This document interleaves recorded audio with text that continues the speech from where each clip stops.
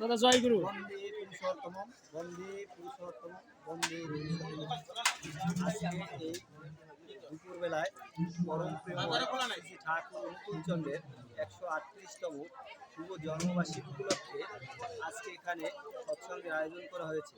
উক্ত আয়োজনে সকল এবং ইষ্টপ্রাণ ঠাকুরের পাঞ্জাধারী ঋত্বিক এবং ঠাকুরের কর্মী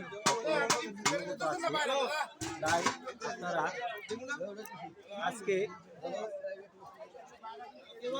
এই ঠাকুরের অনুষ্ঠানে সকলে আমন্ত্রিত।